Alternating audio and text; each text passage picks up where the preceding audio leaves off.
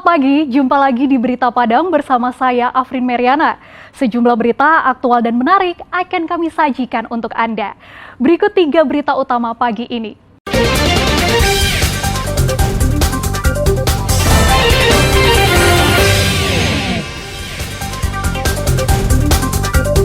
Banjir kembali landa Kampung Bukit Kaciak, pesisir selatan, dengan ketinggian mencapai 1,5 meter. Jual adik tiri, pelaku dan pria hidung belang ditangkap polisi. Lembaga pelatihan kerja yang diadukan siswanya ke Polda Sumbar beberapa waktu lalu, ternyata tidak memiliki izin penyediaan tenaga kerja ke Jepang.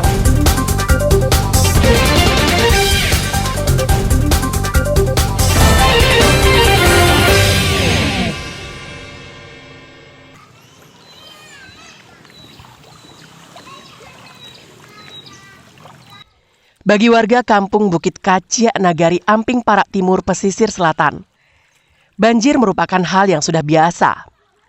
Jika daerah itu dilanda hujan deras dalam tempo 1 jam saja, maka dipastikan daerah mereka akan kebanjiran. Jika hujannya reda setelah 1 jam, maka daerah itu hanya direndam banjir dengan ketinggian air 50 cm. Namun jika hujannya awet, ketinggian air bisa bertambah hingga lebih dari 1,5 meter. Seperti yang terjadi Minggu sore, banjir merendam puluhan rumah, usai daerah itu diguyur hujan deras lebih dari 2 jam. Banjir ini terjadi akibat saluran irigasi, dan saluran air di kampung itu kecil dan tersumbat, yang menyebabkan air meluber ke rumah-rumah. Hal ini telah sering dilaporkan, baik kepada pemerintahan Nagari, maupun ke pemerintah Kabupaten Pesisir Selatan. Namun hingga saat ini, masih belum ada tanggapan sama sekali. Menurut Sarman, salah seorang warga Kampung Bukit Kaciak yang telah menetap hampir 30 tahun lamanya, setiap tahun selalu merasakan banjir.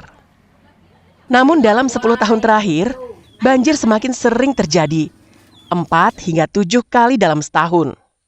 Pencucian bandar itu yang paling diutamakan. Kalau bantuan-bantuan seperti barang makanan, itu kalau kami tidak kebanjiran lagi, itu kami tidak butuh sebenarnya, Pak. Ngangkat 1 jam lagi, Pak. Saya setengah jam saja, tapi hujan lebat, Pak. 1 jam, saya setengah jam, itu sudah banjir. Sejatinya, warga di kampung ini harus berinisiatif, memperbaiki saluran irigasi yang tersumbat, serta memperlebar saluran drainase agar terbebas dari banjir. Jika masih berharap kepada pemerintah, mereka telah merasakan dampaknya lebih dari 1/4 abad. Banta Fauzan melaporkan dari pesisir selatan.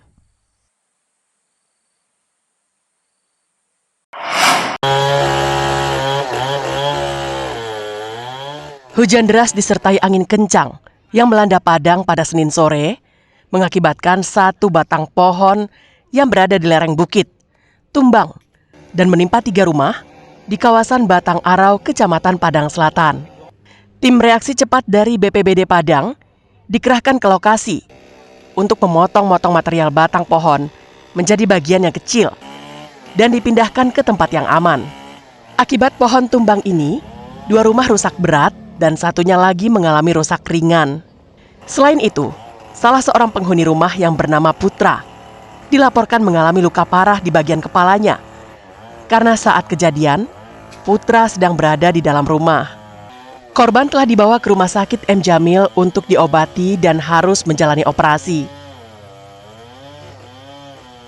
Informasi ada pohon tumbang mengenai kabel. Sebelumnya nanti tadi laporan dari warga ada api tadi itu dari tiang listrik, itu mengenai tiang listrik berapi dan mengenai 2 buah rumah di bawah dan 1 buah rumah di atas.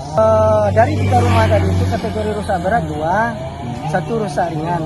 Untuk korban tadi ada 1 orang dari warga kita atas nama Putra.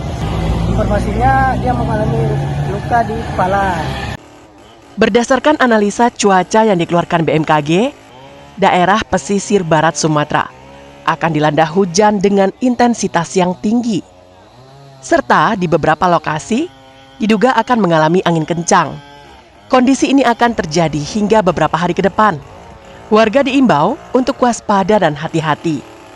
Pasalnya, sebagian besar pohon pelindung yang ada di Padang berusia tua dan lapuk, sehingga mudah tumbang jika dilanda angin kencang. Alfi melaporkan dari Padang.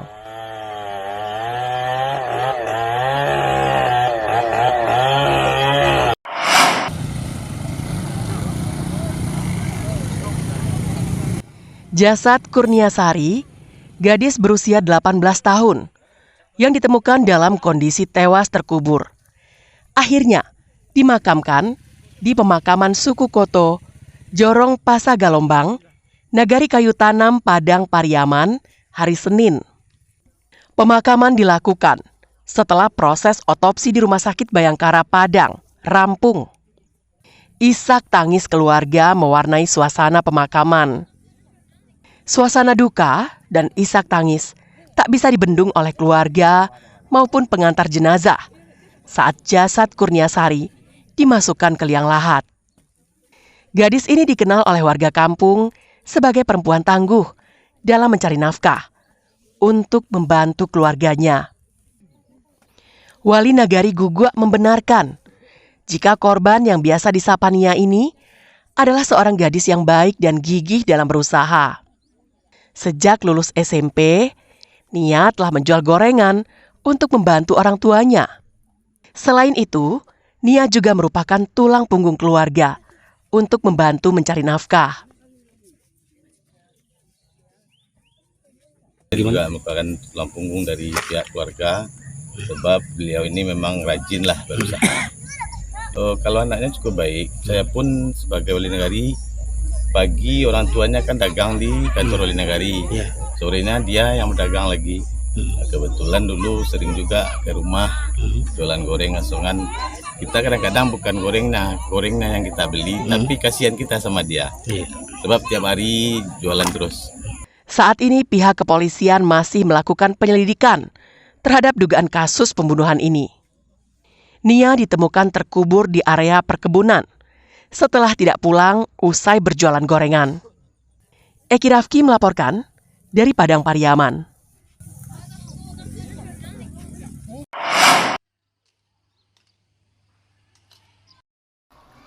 Pasca keracunan puluhan pelajar sebuah SMP swasta di Pasaman, pengelola yayasan menghentikan proses belajar mengajar di sekolah itu untuk sementara waktu.